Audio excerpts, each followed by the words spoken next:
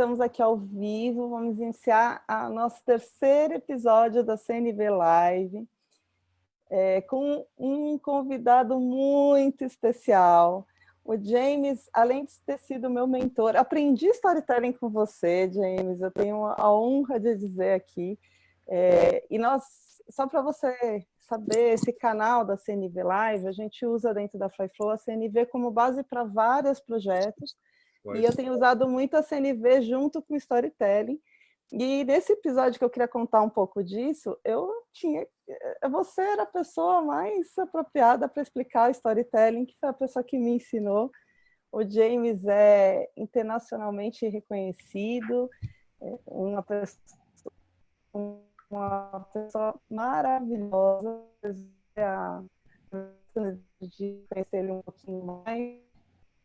O teu... Aqui pra gente, da história. Tua voz começou a falhar, Fernanda. Eu Pois, vi aqui. bem na hora do elogio, gente, é que falha. Não pode, não pode. Como já ia vender alguma coisa, né?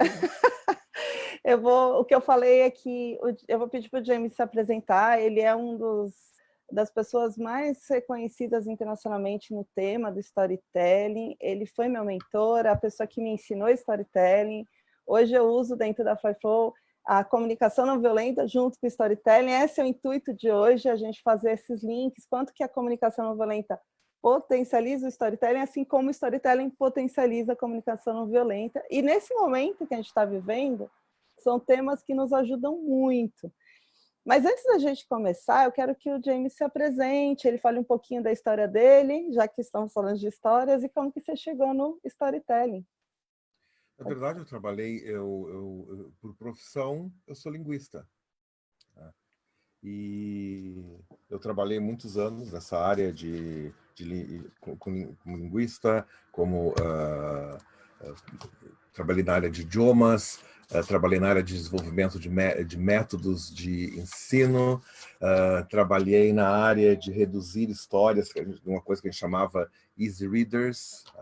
Eu tive a sorte, nessa área do Easy Readers, de encontrar pessoas como a Jane Willis, o David Willis, a Gwyneth Fox, que já faleceu, que ajudaram muito também na área de edição de histórias, de como funcionam as línguas em termos de história, etc. E a coisa foi evoluindo. Em 99, eu abri a minha firma de consultoria. Depois, em 2005, eu comecei um programa de expansão da firma de consultoria e funcionou até hoje. Estamos aqui. Tá? E como storytelling, a partir de 95, na verdade, foi alguma coisa que começou a se expandir pelo mundo, mas principalmente com o novo século, digamos assim. Né? Isso se expandiu e eu tive a sorte de estar, digamos, na crista da onda quando ainda ninguém fazia. Tá? Então, de certa forma, sim, eu acabei me tornando, nos últimos 20 anos, um dinossauro dessa área. Né? Então, acabei me tornando um teórico nessa área, escrevi uma penca de livros. Então, sei umas 3 dezenas de livros que, de uma forma ou de outra, contemplam esse assunto. Então, isso que Aliás, eu faço. o meu primeiro livro, você foi meu coach literário, né? O Efeito Milão, que foi maravilhoso, uma experiência maravilhosa com você. E agora eu vou lançar outro livro hoje. Hoje não, né?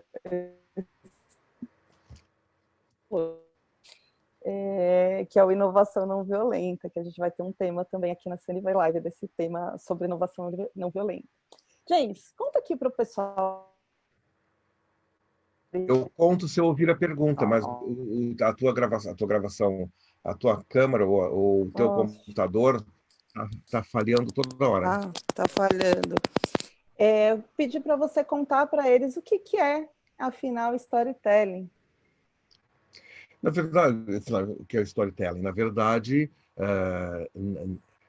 a gente dá um nome para uma coisa que é natural a todos nós, que é a nossa capacidade atávica, inata, de construirmos imagens para comunicar essa imagem para os outros. Tá? Então, no momento que a gente constrói uma imagem, tá? E essa imagem mais ou menos passa para o cérebro do outro, é a forma mais primitiva que se tem de comunicação. Não precisa nem ser uma coisa humana. Vários animais fazem isso. Eles dão uns gritinhos ali, né?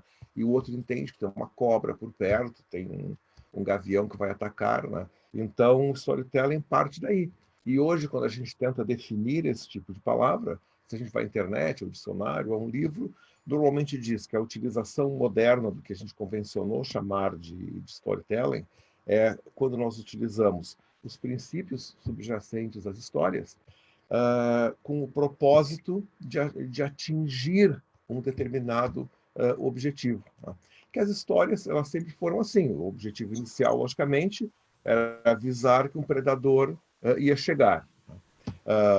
Mas também, já na nossa espécie, algo bem primordial em termos de história era avisar, digamos, encantar-nos, tá?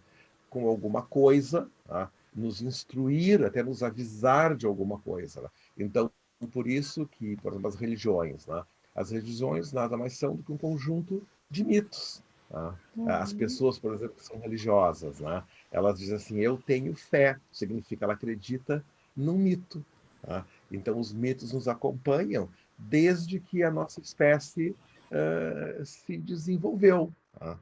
É uma coisa Exatamente. bastante interessante. Sempre teve histórias. Né? E nós temos essa capacidade natural para acreditar nas histórias.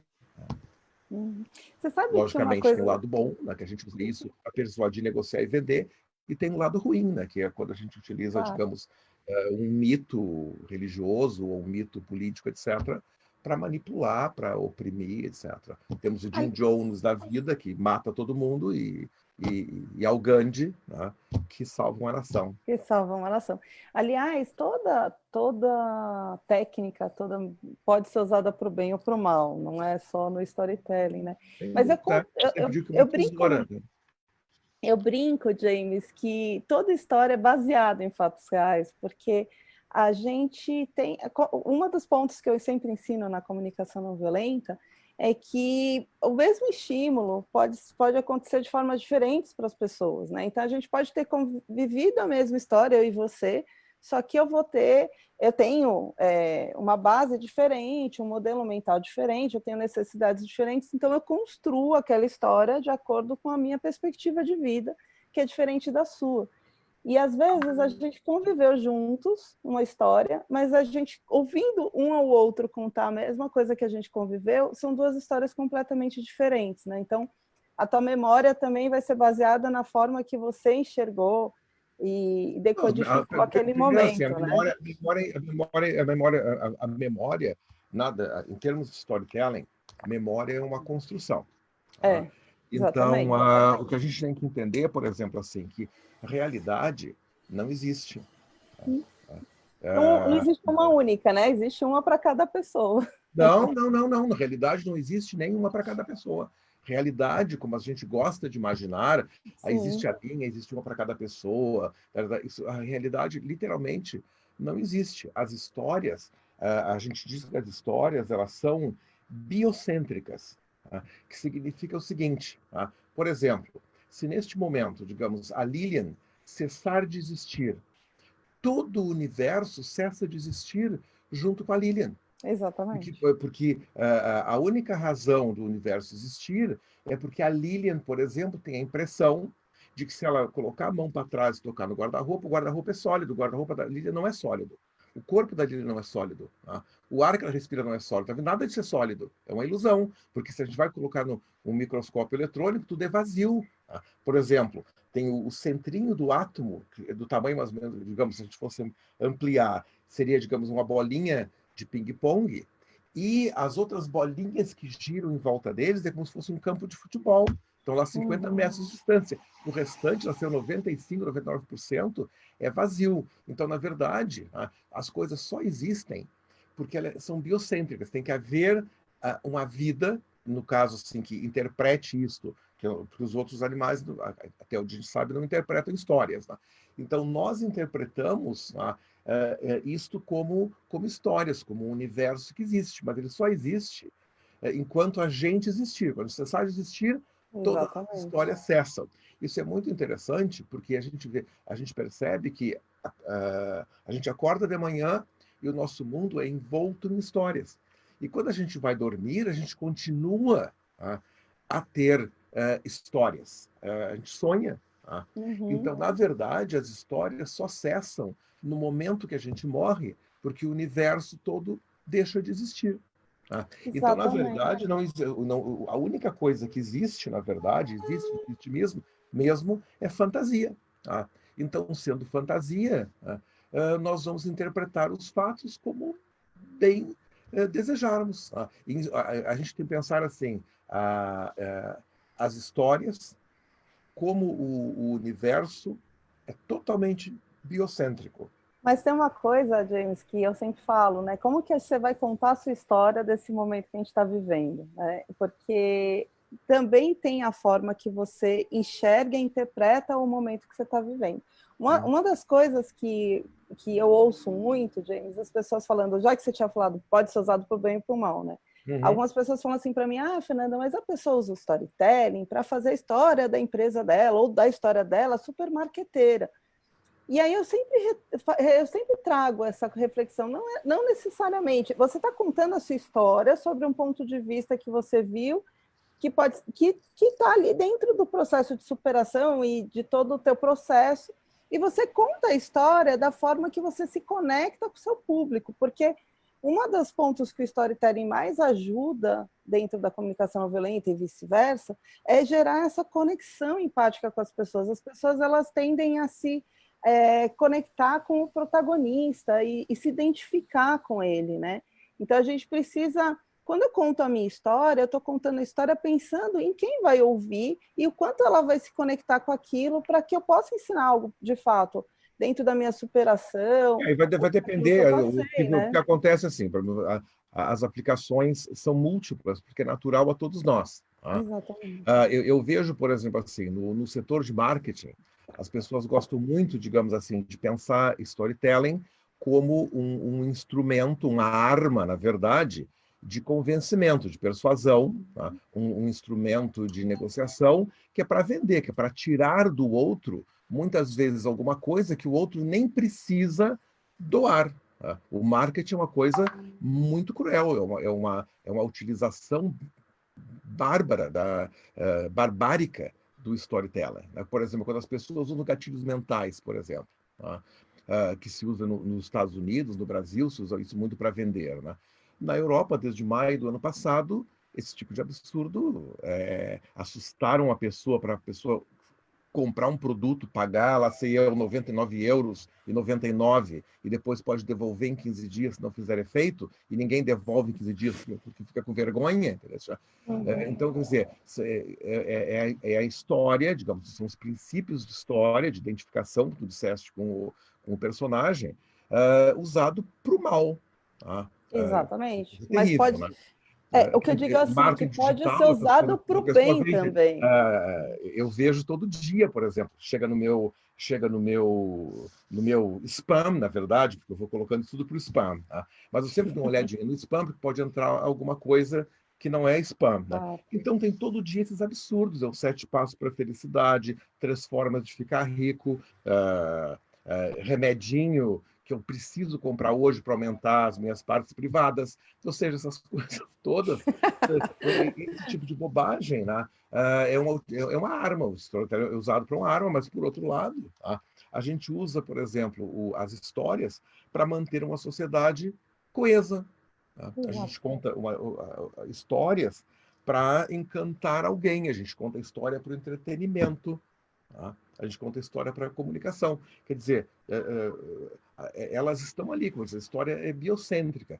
Ela existe porque nós existimos. É um jeito de nós nos comunicarmos. Agora, eu só estou te dizendo isso porque disseste assim, a gente se identifica com o personagem, etc. Na verdade, não. Isso é um papo do mau uso do storytelling. Porque nós nos identificamos com o conjunto da história, que algumas pessoas preferem chamar de narrativa. Então, é com isso que nós nos identificamos.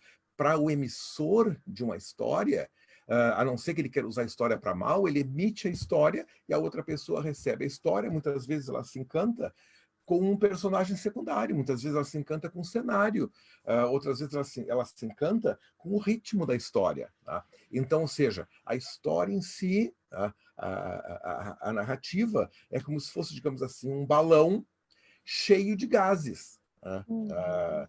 E aí, cada um, digamos, ao respirar, vai pegar mais um pouco, menos um pouco, etc. Né? Mas as histórias, em absoluto, para terem efeito, eu preciso me identificar com o personagem. O que a gente quer dizer é que uma história, o emissor espera que aquela história seja minimamente transformadora para o outro. Tá? E essa transformação faz parte da comunicação. Eu me comunico com uma história, a pessoa me devolve uma história, etc. E as histórias vão se entrelaçando, etc. Uma coisa que eu faço bastante, James, com as pessoas, é assim, quando a gente usa na comunicação não violenta, eu uso pensando no público que eu quero atingir, e aí a gente tem que fazer uma conexão empática com aquele público, porque por que eu estou contando aquela história? Qual que é o objetivo que eu tenho com aquela história, com aquele público? E aí, quando a gente faz essa conexão empática de entender como funciona a lógica dessas pessoas, o quanto que o que é que vai realmente fazer elas se conectarem com a história, fortalece absurdamente o impacto do objetivo, enfim, né? Eu consigo atingir muito mais fortemente o Exatamente, objetivo. quando eu quero me comunicar não violentamente, na verdade, eu tenho que lançar mão dos elementos das histórias. Porque o nosso cérebro, ele sempre entende história como conflito. De certa Sim. forma, enquanto não houver um conflito, o cérebro não liga que é uma história. Tá? Então, é uma espécie de contrassenso quando a gente diz assim, eu vou usar histórias na comunicação não violenta. Tá? Então, na verdade, tá? O que a gente quer dizer talvez assim, seja uma comunicação que aponte soluções. Tá? Porque toda história, de certa forma, ela requer o que a gente chama em inglês de puzzle, como se fosse um quebra-cabeças. Tá?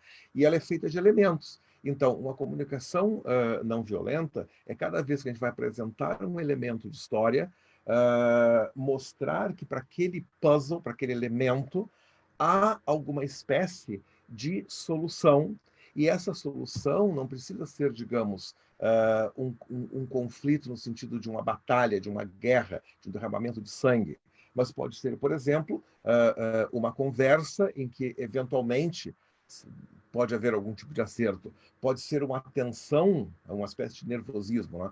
Uma tensão que, no momento que se resolva o problema, a tensão passa. Pode ser um mistério, alguma coisa que ninguém sabe, mas de repente alguém vai descobrir. Pode ser um suspense, ou seja, alguém sabe, vai me contar depois, etc. Né?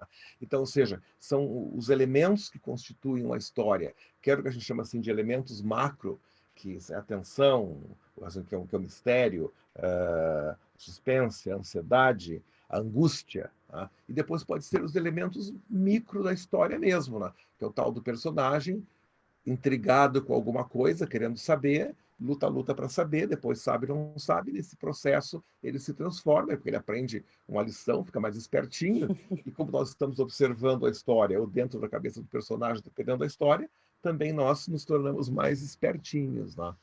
Uma Então, coisa que também ajuda bastante é para ensinar, né, James? Porque não, eu uso comunicação muito, humana. muito. No treinamento, por exemplo, o próprio livro Efeito Melão, que eu conto de o que é uma neuroplasticidade, eu conto, começo contando uma história, porque às vezes você tem um termo super técnico que nem todo mundo conhece, e aí as pessoas ficam, nossa, o que é isso? E aí você vai explicar tecnicamente, aquilo leva muito mais tempo e mesmo assim você não ganha o interesse da audiência, né? E aí quando você conta uma Não, é que o história... nosso cérebro ele não é feito para lembrar listas. O nosso cérebro ele é Exatamente. feito para lembrar histórias. Tá? Tanto, por exemplo, que a gente ouve uma história uma vez só e a gente consegue lembrar a história até para sempre. Sempre. Tá? E uma Exatamente. lista a gente tende a esquecer. Mesmo, por exemplo, pessoas que que gostam desses métodos de memorização, como o Silva Mind Control, que era um antigão, etc., né? A pessoa tem que colocar os elementos dentro de, digamos, uma história, né? E depois, conforme ela vai lembrando a história, ela vai lembrando dos elementos. Então, mesmo as técnicas de memorização, que parecem que são técnicas de memorização de listas, na verdade, eu estou historificando aquelas listas para poder lembrar. Mas storytelling é isso, gente, então. Ou seja, é uma forma de comunicação humana só da nossa espécie. Elas nascem no momento em que a gente liga o botãozinho e se dá conta da nossa humanidade, e no momento que a gente morre, todas as histórias desaparecem, todo o universo desaparece, tudo vira única e exclusivamente energia. Tem uma pessoa que me mandou um Então, WhatsApp aqui perguntando o que é neuroplasticidade para contar a história. Eu vou contar rapidinho, só para... Eu conto a história da minha filha, né? Que ela... Eu tenho 2 filhos, então uma menininha de 12 e um de 7. É a primeira vez que ela ganhou que eu dei uma maçã verde para ela, ela olhou para aquilo e falou: nossa, maçã é vermelha, né? Que é como a gente aprende, é redonda, é vermelha, é adocicada. E aí eu dei uma maçã verde, que a gente chama isso, esse nome técnico, é a dissonância cognitiva, que gera muitos conflitos, né? Que você tem uma informação e gera outra. E aí ela, não, o que é isso? É uma pera-maçã? E aí eu falei, não, filha, é uma maçã só que verde. Aí, com o tempo, ela se acostumou e entendeu que tinha 2 tipos de maçã. Aí um dia eu dei um melão orange, que é da cor do mamão, deixei cortadinho na mesa. Ela falou: isso daí, você comprou um mamão, né? Eu falei: não, filha, isso é um melão, só que da cor do mamão. E eu pensei por um instante que ela ia, de novo, passar por toda aquela transição, né? Só que, na verdade, ela falou: mas é que nem a maçã, tem 2 tipos. E aí é o que a gente explica da neuroplasticidade, que é essa flexibilidade cognitiva de fazer as sinapses mais rápidas, porque você já teve uma experiência anterior, porque você... Mas isso não tem nada a ver com storytelling. Isso não tem nada a ver com storytelling. E aí eu conto essa Tem a ver história para com explicar. como o cérebro, como, na verdade, não, a criança já começa a ver isso muito antes dela ter noção de história. A neuroplasticidade, Exatamente. ela tem a ver com linguística, tá? Não tem a ver com storytelling. Isso. Tá? É um Mas eu digo o jeito que a seguinte... pessoa, uma criança começa a organizar o mundo. Tá? Porque a gente organiza o mundo por categorias. Tá? Então a pessoa diz assim, aquilo que se mexe está vivo. Então uma criança já bem jovem, ela nem, bem pequena, ela não tem a menor ideia de história, ela de história. O que se mexe está vivo. O que não se mexe está morto. Começa por categorias. Depois, o que se mexe tem cola é um animal. Tá? O que se mexe, digamos, não tem cola é gente. Mas o que se mexe e é peludo e tem cola é cachorro. Mas se fizer miau, aí é gato. Então vai ampliando. Mas isso é uma espécie... isso que tu colocaste, Fernanda, é um jeito que o nosso cérebro tem de criar uma espécie de dicionário interior. Tá? E nós vamos, digamos, nomeando isso. Tá? Tanto, por exemplo, que algumas dessas categorias, em umas línguas, elas têm nome, em outras línguas, elas não têm nome. Então, por exemplo, em algumas línguas bem primitivas, digamos, que não, ou primitivas, não existe língua primitiva, mas, digamos, numa língua que nunca tem encontrado um cão e um gato. Quando eles olharem o cão e o gato, aquele bicho, eles vão saber que é um bicho, muito provavelmente, se é de uma língua humana, vai haver uma categoria para bicho, tá? Mas aquilo ali não tem uma diferença entre cão e gato, ou seja, no dicionário deles ainda não entrou aquilo lá. Mas isso é linguística, é storytelling. As histórias sim, não sim. se classificam assim. Não, claro, concordo número, gênero e grau com você. O que eu digo assim, que quando você conta essa história em sala de aula, fica mais fácil da pessoa entender esse processo que você está dizendo. Eu estou dando só um exemplo mais simples. Sem dúvida, claro. A gente pode porque quando eu contar conto isso na... qualquer informação, Isso. pode... Não, claro, Qualquer esse informação vira processo que você história. falou é isso mesmo, mas eu digo assim, quando eu conto isso, por exemplo, em sala de aula, eu conto essa história que eu tive com a minha filha, e a pessoa, entendi, nunca mais vai esquecer o que é isso.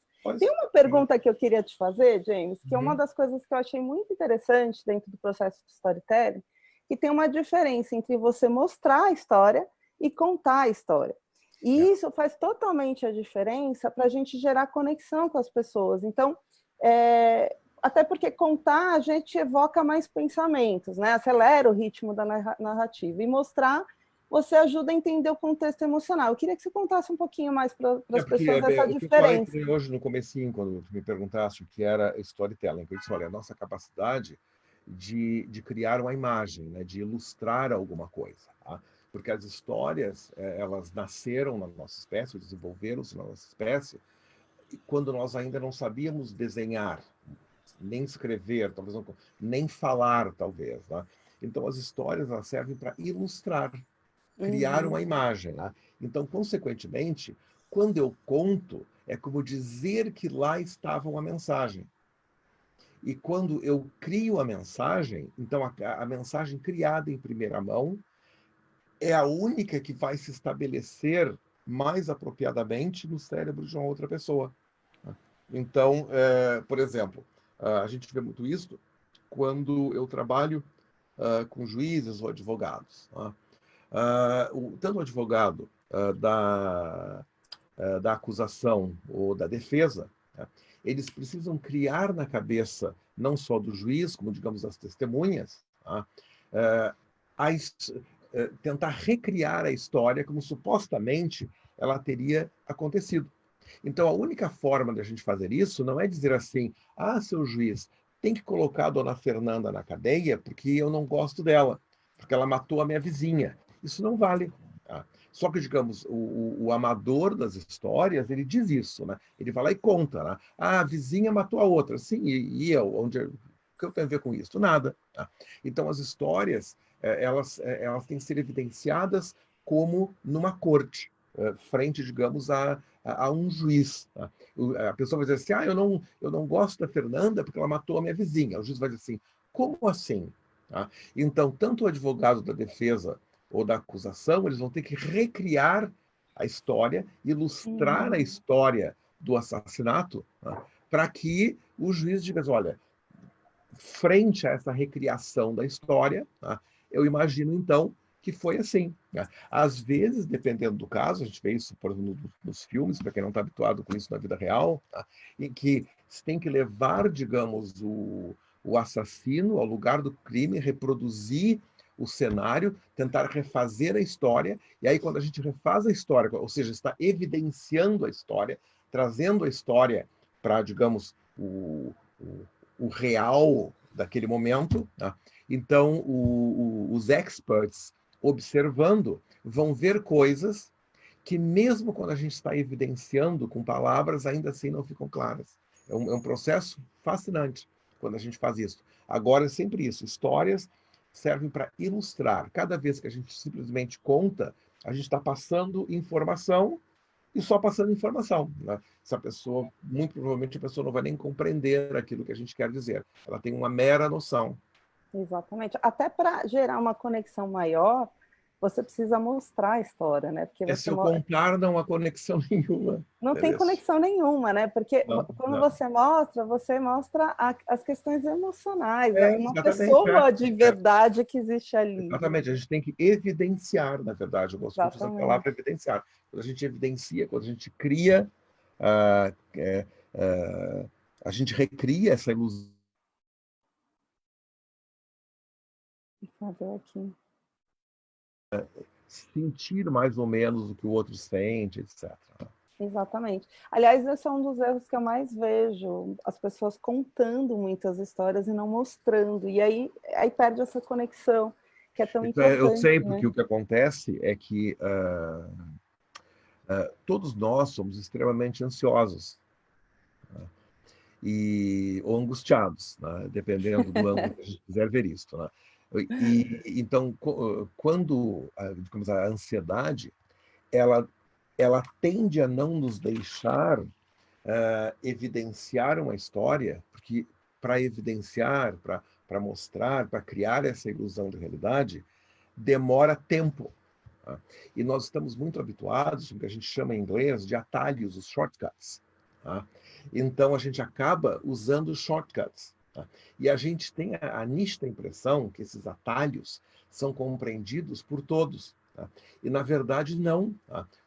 Os atalhos eles são compreendidos por pouquíssimas pessoas. Digamos assim, 90% dos atalhos só são compreendidos por nós mesmos. Uhum. Nós é que sabemos, porque é a coleção de traumas que tivemos na vida, traumas positivos ou negativos, formam a nossa ideia do que é a nossa história pessoal, da relação dessa história pessoal com o universo, etc. Depois tem desses 10%, em que metade desses 10%, normalmente é o que a gente chama de histórias sociais. A gente chama também, em linguística, a gente chama de socioletos, que são aquelas coisas que numa pequena sociedade a gente sabe o que é. Então, digamos assim, né, com o teu esposo, tá? Digamos, vocês têm uma gaveta num armário, no guarda-roupa, onde vocês guardam as meias. Tá? E tu deste de presente para o teu marido no Natal passado meias vermelhas, meias verdes, meias azuis, etc. E amarelas. Tá? Aí todos nós, digamos, nós vamos ouvir uma conversa tua, tá? Com o teu marido, e a conversa vai soar mais ou menos assim. Tá? E não, onde é que estão as azuis? Tá? Na do meio. Então tá. Ou seja, onde estão as azuis? Na do meio. Então tá. Só quem entende são vocês dois. É extremamente restrito. Tá? Então, quem conta, às vezes... eu subi no ônibus. Sim, não, e aí? Qual é a história? Tá? Mas aí que eu falo, James, dessa capacidade empática para quem está lendo ou ouvindo sua história, né? Porque às vezes a gente fica tão preso no nosso mundo que aquilo que eu já estou tão acostumada que já virou óbvio para mim, não é óbvio para o meu leitor. Nunca vai ser óbvio. E Para leitor, para nunca, nada. nunca, nunca. O mundo nunca vai ser óbvio. Por exemplo, eu falei essa estatística, esse dado estatístico, cerca de 90%. Tá? A única... Raramente, tem que ser uma pessoa muito bem treinada, tá?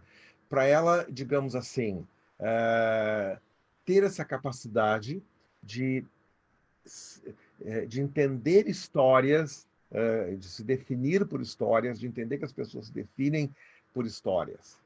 Uhum. Porque 90% a gente está sempre pensando nas nossas próprias histórias, porque elas funcionam como Exatamente. filtro.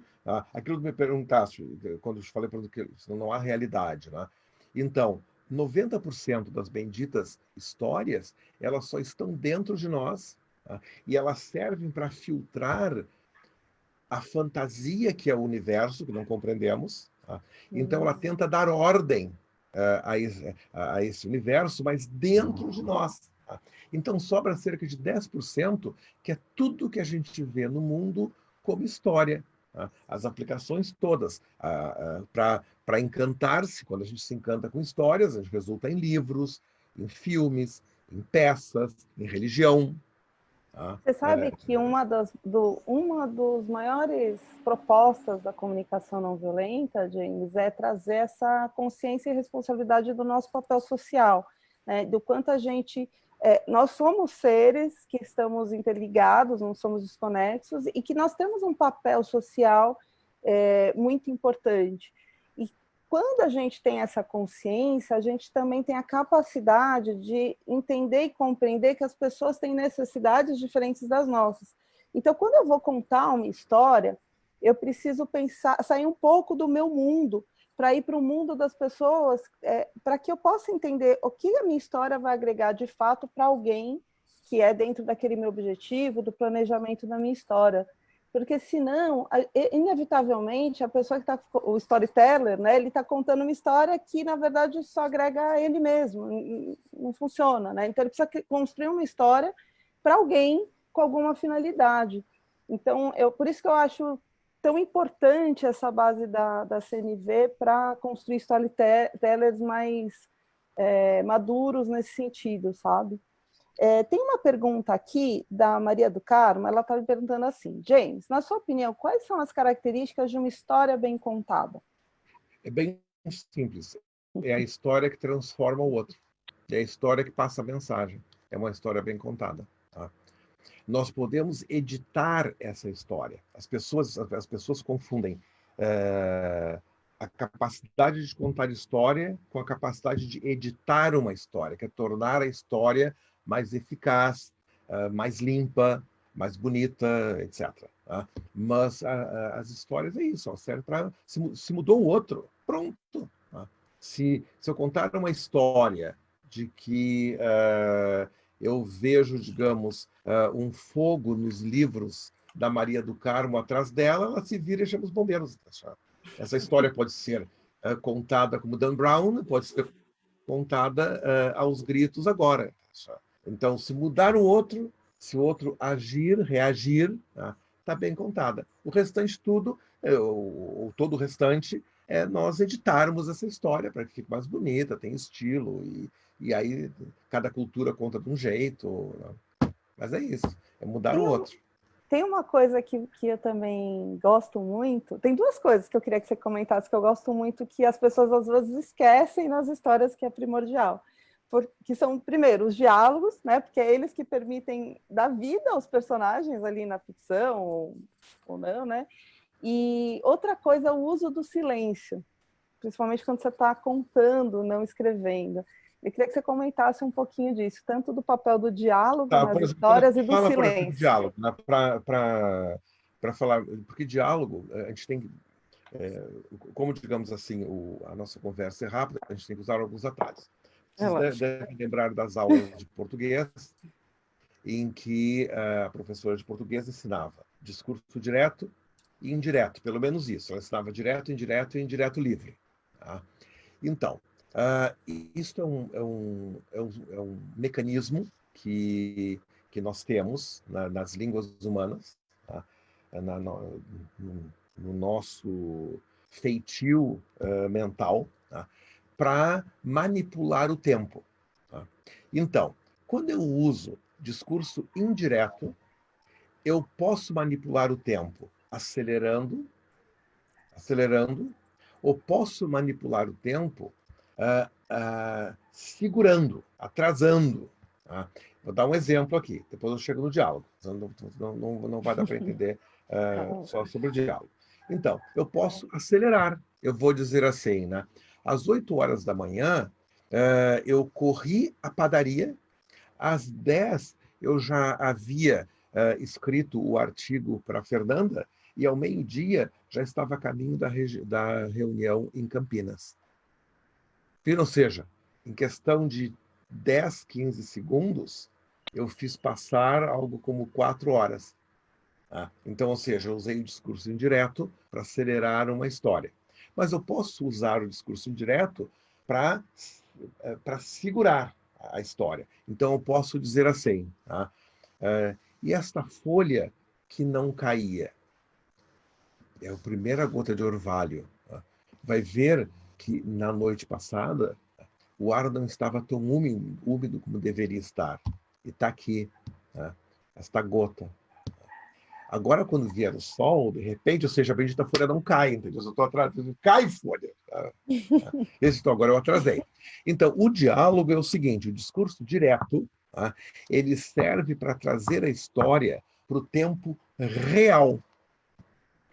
Então, cada vez que os personagens falam, é o nosso tempo do relógio. Entendeu? Este é o tempo, Perfeito. porque, do contrário, teriam outros tempos. Né? Então, porque o personagem, por exemplo, no livro, ele não tem como, digamos, Lá. não dá. E também ele não daria para... ele pode falar do rápido, compacto Donald. Então não dá. Então, quando a gente usa o diálogo, a gente traz a história para o tempo real. É só isso. Tá? Então, quando a gente está contando uma história, para dar ritmo à história, o ritmo da história é bem isso. A gente acelera, desacelera ou fica no tempo normal da história. Quando a gente usa o discurso indireto livre, que é quando a gente escreve romances, etc., tem esta vantagem, digamos assim, de que num mesmo parágrafo, digamos assim, na mesma unidade dramática, que a gente chama em termos de literatura, tá? a gente joga com o tempo, né? Então, a gente dá uma atrasada, traz para o tempo real, dá uma acelerada e uma atrasada, traz para o tempo real, e assim vai, né? Então, a gente cria esse ritmo por dentro das histórias. Exatamente. Porque o nosso cérebro, ele é feito para entender ritmo. Tá? Na verdade, as amebas já entendem ritmo, né? Se tem luzinha, elas sobem na água, né? Se não tem luzinha, elas descem, né? Então, os habitantes desse planeta, né, pelo ciclo solar, etc., já a gente tem uma ideia de ritmo. Né? Muito bem. Então, significa assim que o diálogo traz o ritmo para esse tempo. E o uso do silêncio? E uso do silêncio, exatamente. E o uso do silêncio significa assim que o diálogo, a gente acha que diálogo é só a fala, tá? Mas o uso do silêncio é justamente uma fala em tempo real, onde não há palavras. Tá? Por exemplo, na literatura, o silêncio, para colocar o silêncio, é um pouquinho mais complicado, mas em filmes, por exemplo, quando eu estou dando assessoria para cineastas, tá? Aí eles vêm com aquela pilha do script, com pilhas de diálogo, entendeu?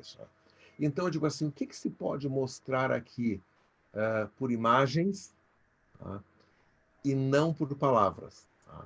E eu sempre brinco com o pessoal de cinema, ou de televisão, que a origem do cinema é kine, que significa movimento. Tá? Então, se eu puder mostrar por movimento, eu não preciso usar palavras. Tá? Então, por excelência, tá? O filme, a demonstração, tá? Ela é feita por movimentos de silêncio. Tá? E o diálogo mesmo ele está ali como um enfeite. Tá? Por exemplo, em literatura, o diálogo é meramente uma abstração da fala. Tá? Então, eu não preciso dizer se já estiver óbvio. Tá? Então, pensa assim, silêncio é uma palavra. Tá? É É uma uma palavra palavra. valor zero, entendeu? Aliás, na comunicação, eu sempre falo, James, que o silêncio comunica muito. Tem uma pergunta aqui, antes de eu fazer a pergunta da Elizabeth Espinosa, eu quero só fazer um comentário sobre o storytelling. Quando a gente conta uma história, para mostrar um pouco desse uso com a comunicação não violenta, né?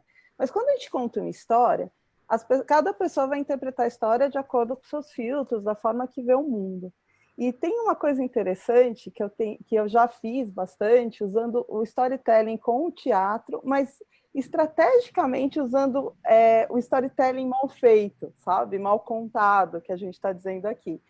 Porque quando a gente usa isso, fazendo teatro, contando errado, as pessoas elas vão preenchendo as lacunas, né, da forma que elas veem, enxergam o mundo, e o que acontece automaticamente é o que acontece na vida real, que a gente já parte dos nossos pré-julgamentos, da forma que a gente acha que é a história, e já toma algumas atitudes. Então, por exemplo, em sala de aula, às vezes eu faço isso, e aí a gente faz um exercício e as pessoas já tinham entendido todo o processo da CNV, e aí, de repente, elas começam a agir no automatismo do pré-julgamento, de já partir do pressuposto que já sabe o que aconteceu com o outro.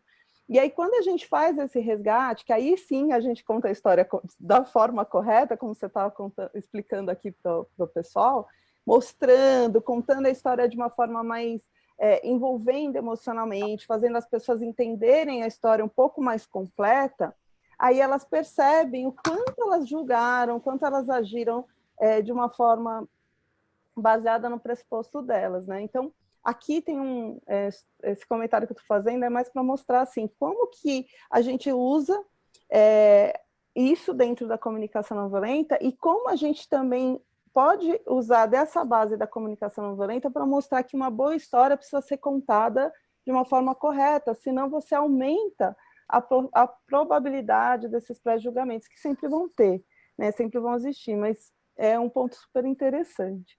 Eu vou contar para você a pergunta da Elizabeth Espinosa, que ela está falando o seguinte: existe um limite técnico de tamanho para um conto? Estou escrevendo um que pensava que seria curto, porém já está com 12 páginas e ainda não terminou.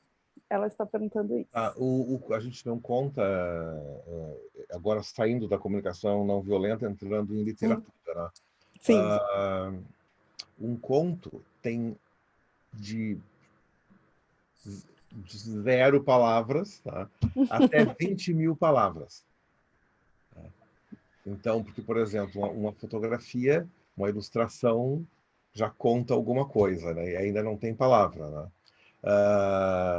Quando a gente ouve uma música, tem uma determinada sensação, aquilo evoca uma sensação, e ainda não tem palavras, né? Mas vai até cerca de 20 mil palavras. Né? Depois disso já não é mais conto, né? Seria um romance curto. A gente usa a palavra novela, com 2 L's, né? Que vai de cerca de 20 mil a 40 mil palavras. Tá? E depois, a partir de 40 mil palavras, um número que bem entender, é um romance. Tá? Então, não contes em páginas.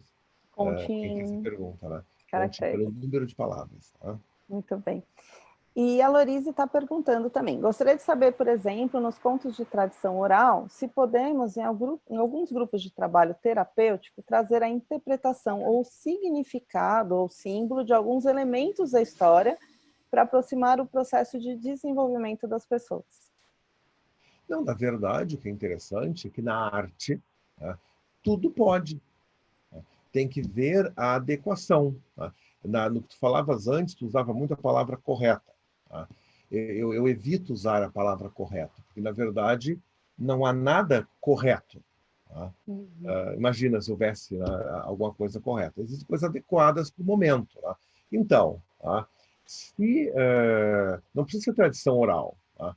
Qualquer história que eu vá contar, né, eu vou manipular essa história como eu desejar para atingir um determinado objetivo. Se para atingir esse determinado objetivo, digamos, um trabalho terapêutico, tem que ver que tipo de terapia, tá? E o que eu desejo com esse trabalho terapêutico. Tá? E aí eu posso. Tá? Eu só tenho que cuidar, por exemplo, para num trabalho terapêutico, não tirar a interpretação do outro e colocar a minha, porque isso não é uma coisa ética. Tá? Eu vejo, por exemplo,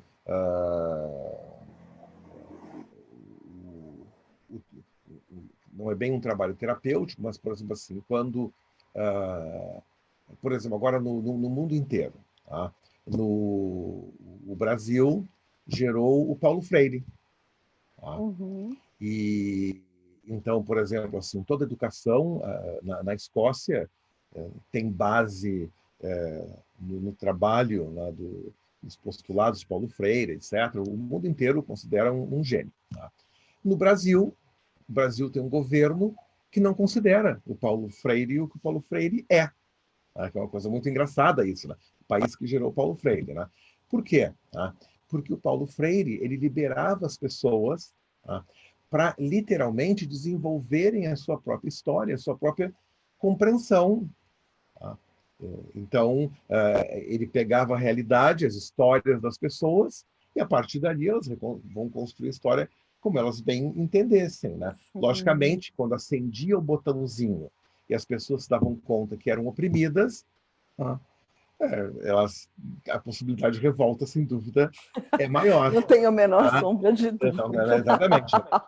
Então, consequentemente, o que eu vejo hoje, por exemplo, tá? A tentativa, e a gente fala muito, que o Brasil se tornou, infelizmente, infame no mundo agora. Né?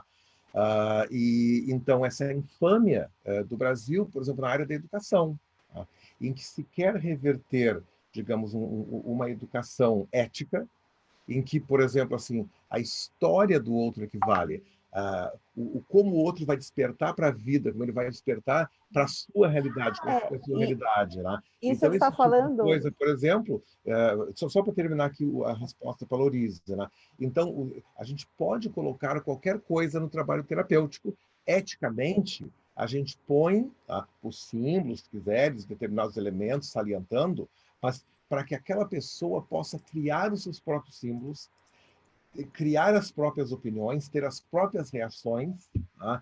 E descobrir a sua própria identidade, o seu caminho para descobrir a liberdade, etc. Né? Que é uma coisa muito complicada de fazer, porque nós somos frutos de um determinado ambiente. Tá? Então, muitas vezes, a gente está ali como terapeuta, etc., a pessoa conta uma história e a gente manipula para que a resposta da história seja aquela que eu quero. Tá? E isso, logicamente, não pode acontecer. Quer dizer, até pode acontecer, né? Mas não é ético, né?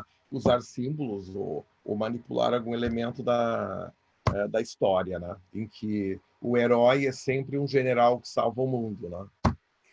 É bem colocado o que você falou, porque poder a gente pode tudo, mas nem tudo lhe convém, né? E eu acho que tem a questão ética, e tem uma questão também dos símbolos da interpretação de cada um também. Eu posso deixar as pessoas interpretarem dentro do que elas precisam naquele momento, né? Tem uma pergunta que foi feita aqui pelo Facebook, da Fernanda das Neves. Qual a diferença de conto e história? Não te ouvi, Fernanda. Desculpa. A Fernanda das Neves está perguntando via Facebook qual que é a diferença de conto e história. Não é questão de diferença. Né? A história é quando nós alinhamos um acontecimento depois do outro, né, para que se crie essa ilusão de realidade. Isso é história. Né? E a história pode vir em qualquer formato. Né? Pode vir no formato de conto, pode vir no formato de fotografia, de dança, de canto, de romance, de palestra, de conversa. Né? Então, cada vez que eu crio uma ilusão de realidade, é uma história. Como é que eu vou passar? O conto é o meio, né, de se passar uma história. Ele é um dos meios É um possíveis, dos né? meios. A gente já está chegando no finzinho. Se alguém tiver mais alguma pergunta, ainda dá tempo. Uma das coisas que eu tenho falado muito, James, é como você vai contar a história do momento que a gente está vivendo, né? E a gente certamente num futuro vai contar para alguém o que estamos vivendo nesse momento. Então, se você quiser trazer um pouquinho para as pessoas Agora, um pouco dessas conexões, assim, o importante é a gente pensar que essas conexões humanas, empáticas, de que nós somos elo para levar histórias, para conectar pessoas, para ajudar pessoas, para alguma finalidade, né? Então, talvez a gente tenha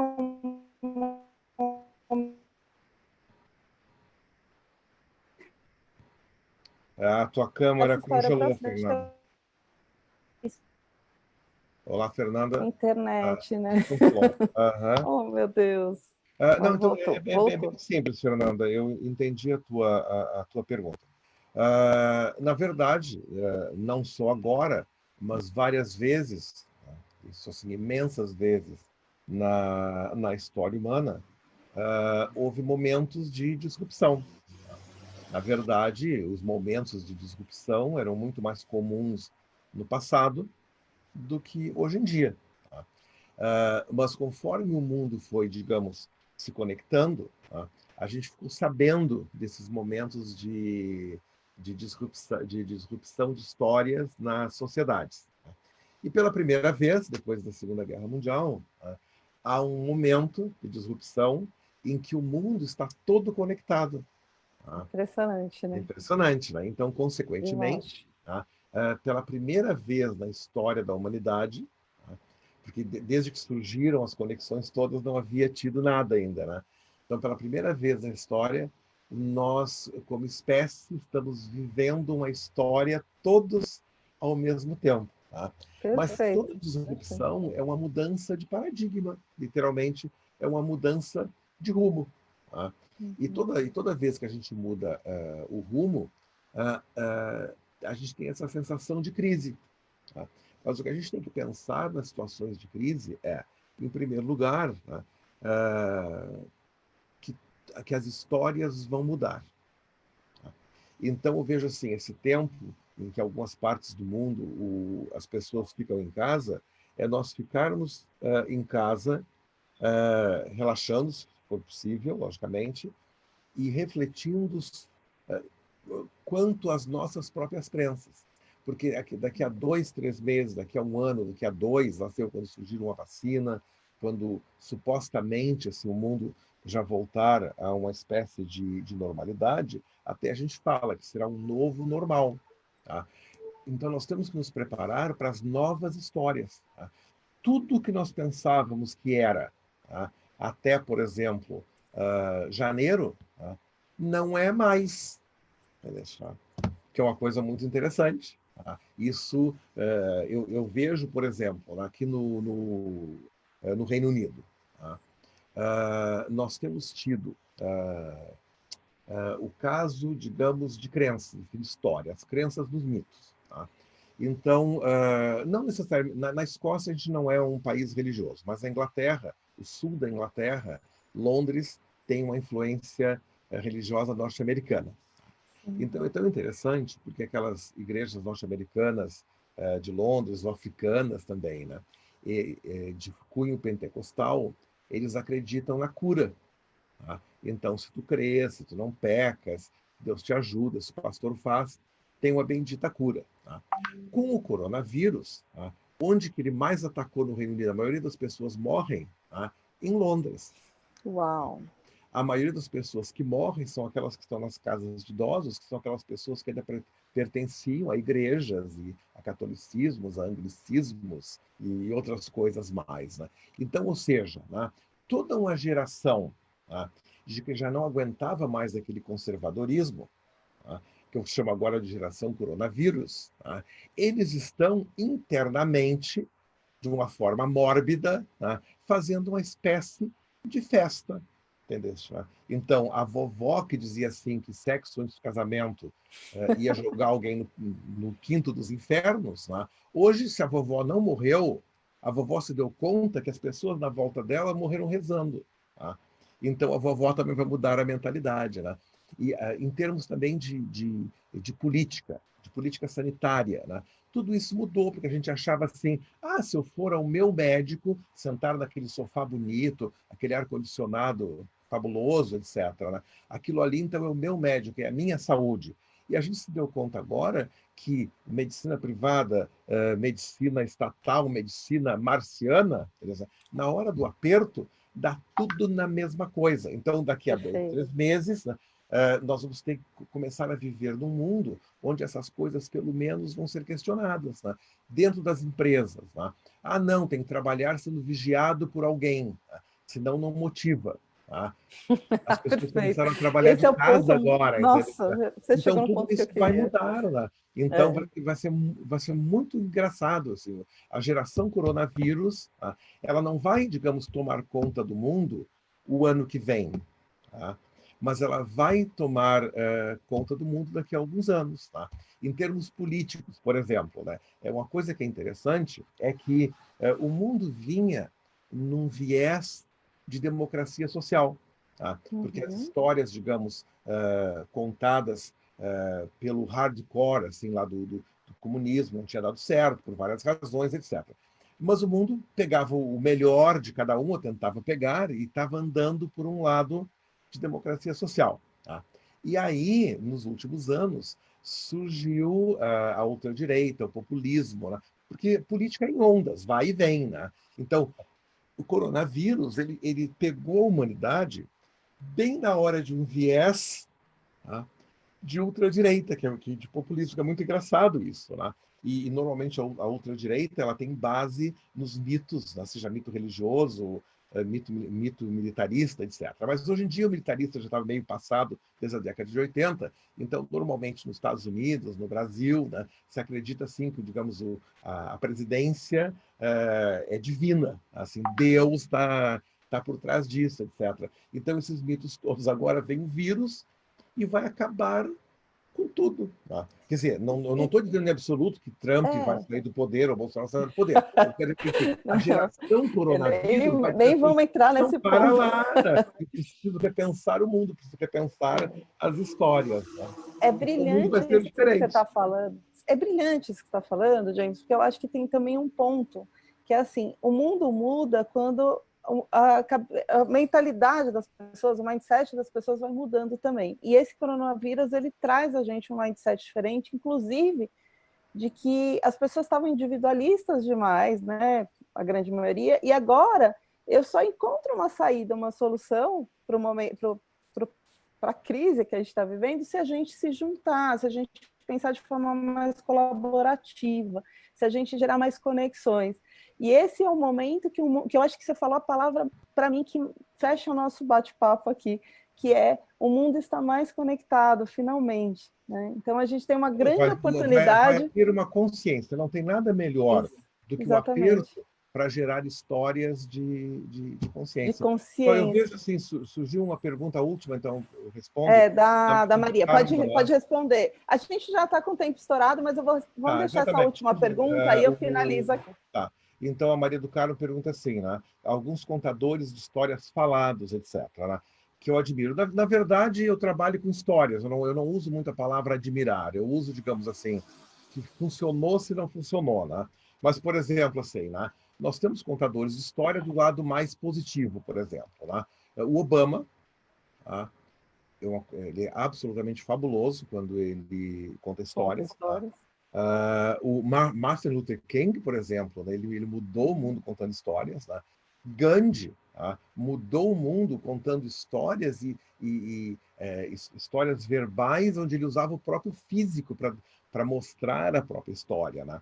E depois nós temos, por exemplo, né, pessoas que conseguiram avançar, por exemplo, o Brasil, que eu acompanho o Brasil desde a década de 80, digamos assim. Né? Nós tivemos Fernando Henrique Cardoso, tá? que foi um político que contou muita história para equilibrar o país dele, tá? Que até hoje ainda é muito bom contador de histórias. Né? No Brasil, nós tivemos, por exemplo, assim, o Lula, que contou também histórias que levou o Brasil ele conseguiu criar na humanidade a ilusão, pelo menos, de que o Brasil ia ser primeiro mundo. Eu tinha entrado para o primeiro mundo. Então, histórias muito bem contadas e oral. Né? Nós temos, por exemplo, Fidel Castro conseguiu manter Cuba num regime comunista durante anos, contando histórias. As vezes que eu conheci Cuba, embora com todos os problemas externos, todos os problemas internos, o povo em si era muito feliz, e ainda é, de certa forma, muito feliz. Então, assim, os contadores de histórias, né, quer orais, foi o que eu estou falando aqui, não estou falando de pessoas que escreveram, né? Mas histórias faladas, a humanidade tem políticos maravilhosos. Depois nós temos aqueles não tão maravilhosos. Né? Por exemplo, Hitler também contou uma bela de uma história. Mussolini também contou uma bela de uma história. E depois tem aqueles que não contam histórias, que é o caso, por exemplo, do Trump e do presidente que vocês elegeram do Brasil, que não tem uma história consistente. Né? E aí sofrem as consequências disso. Até podem ser boas pessoas, mas não têm uma história. Muito bom.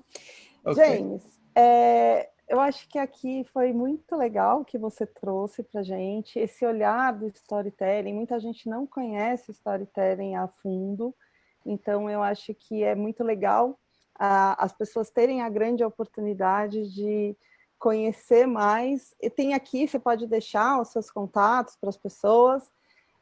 A gente usa muito dentro da Fly-Flow o storytelling junto com a comunicação não violenta também, a gente faz essas conexões empáticas, e eu acho que você falou uma coisa muito importante aqui da Ficaste conexão... congelaste. Ai, que droga! Eu acho que você falou uma coisa muito importante aqui da conexão empática e da consciência, e eu acho que é essa palavra que eu quero deixar, essas duas palavras que eu quero deixar aqui, né? Essa conexão do mundo e dessa consciência que o mundo está tendo. Porque aí a gente pode usar... pensar um pouco mais, como que a gente vai contar a história do que a gente está vivendo depois?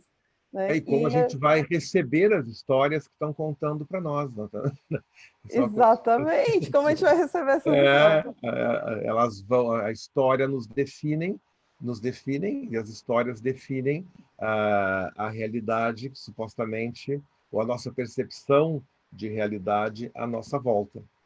Muito bom. Eu pus aqui, isso, então, gente. o meu LinkedIn, se o pessoal quiser. Coloca aqui, por LinkedIn, favor. A partir do LinkedIn dá para me contactar de várias formas, mas no LinkedIn é só mandar uma mensagem ali que eu estou lá. Mas eu estou no Facebook, eu estou no Instagram, eu estou literalmente em Você todo está lugar. super conectado. Aliás, gente, Sou eu e Deus, James, onisciente, onipresente. Onisciente não, o James, onipresente. o James foi meu grande mentor de storytelling, ele foi meu coach literário do meu primeiro livro, foi uma experiência incrível, e eu tenho muita gratidão pelo James, eu tenho muito apreço para ele, é um grande amigo, é alguém que eu quero ter muito, muito aqui dentro das minhas conexões. E eu queria muito trazer nesse canal que a gente criou, da CNV Live, você, porque você é uma pessoa especial. Obrigado.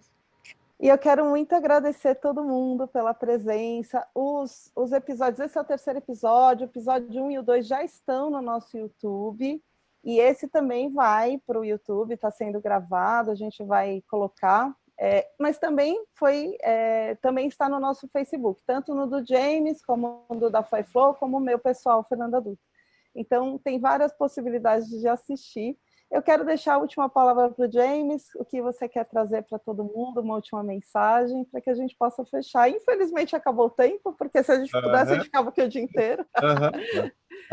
Só então, assim, alguém me perguntou assim de histórias escritas, quem eu acho que escreveu. Na verdade, a humanidade é cheia de bibliotecas, com histórias extremamente bem escritas.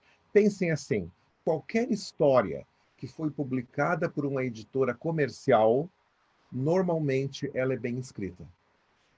As autopublicadas, nem sempre, né? Mas tudo aquilo que é comercial, com exceção dos livros sagrados, porque não são histórias comerciais, né?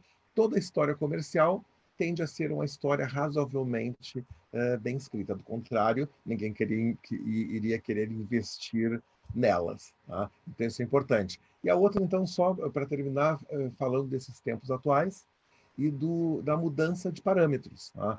Então, é hora de, eu repito o que eu falei antes, é hora de nós relaxarmos, né? E começarmos a pensar nas histórias que nos definem, porque elas nos definiam até mais ou menos fevereiro, tá? E não vão nos definir mais. E isso gera ansiedade, gera medo, mil coisas. Tá? Então, nós temos que estar prontos para novas histórias. Se tivermos a ilusão de que o mundo vai voltar a ser o que era, meus amores, não vai voltar. Tá? Então, assim, até seria um de contrassenso, né? alma... Pois, nós temos que ir de mente aberta, aqueles que foram religiosos de alma aberta, né? E repensar as nossas histórias, as nossas crenças, os nossos paradigmas, o que nos envolve, o que a gente gosta, o que a gente não gosta, o que a gente sabe de fazer, o que a gente sabe fazer, não sabe fazer, o que a gente pode fazer, quais são os nossos potenciais, aquelas histórias escondidas que agora podem aflorar, aquelas que afloravam e agora não podem mais aflorar, e por ali vai. Né? Então, pense assim, que toda crise é uma oportunidade. Tá? Com todas essas, infelizmente, essas mortes todas, aí no Brasil, cerca de umas 15 mil mortes já por aí, uma coisa muito triste, mas, logicamente, não é uma culpa de nenhum de nós aqui nessa sala. É um fenômeno natural que é um vírus, e, sem dúvida, isso vai mudar. Né? Nós que sobreviveremos, vamos ser diferentes. Então, trabalhem bem essa diferença e, de certa forma, capitalizem em cima deste mundo novo que vai surgir. Ok? Muito bem, James. Mais uma Obrigado. vez, obrigada. Eu sei que seu tempo é restrito.